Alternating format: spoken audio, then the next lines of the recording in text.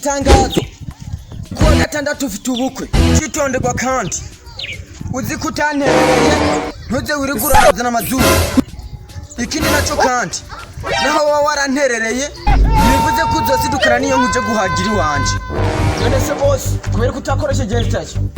invitation izogenda uzikoresha mu kwe bwase je kati amafaranga nifitiye se invitation baratsikora kwe bwa papa se wakati naho kano kanwa mukuza ye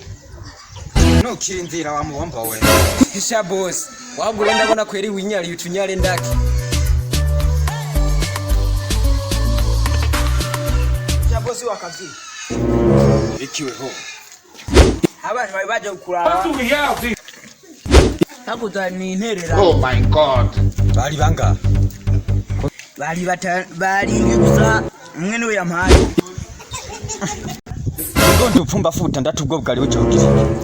cyo numbaza sana ryo ntererano baguhaye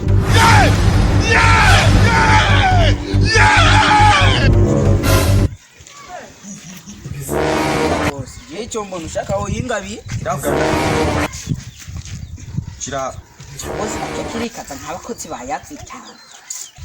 Yo, sorry, yo. My God, not glad I made him kill me. ndakugabirike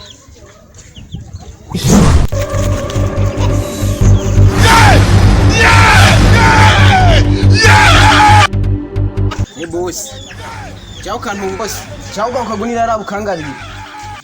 ndakugabirike ngo ngiye kugabanya imvyaro aha nzovyara makenze na vesisi ehe Bebosi n'umwana wa kangahe kumbe ntwari gapfa foshike wagasi wawe umwana 76 n'utari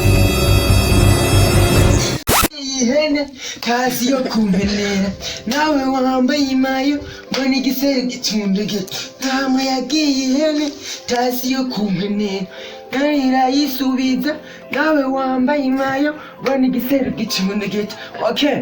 tutabanje kuyaga byinshi nashaka ndabaruse bakunzi ba Jim DJ Social TV cyane cyane bakunzi ba comedy mbanza kubaramutsa yamba yese ndabaramukije okay tutabanje kurambirana harabashaka kukurikirana kuri page yacu jya kuri YouTube wandike Jim DJ Social TV hama urebera ibyiza byacu ntiwibagiye gukora subscribe share comment utibagiye na like okay ndaze twavugana abakunzi bacu turi kumwe ushitsi cyubaza hamagara kwizi nimero zinyene izi zirahanye n'izi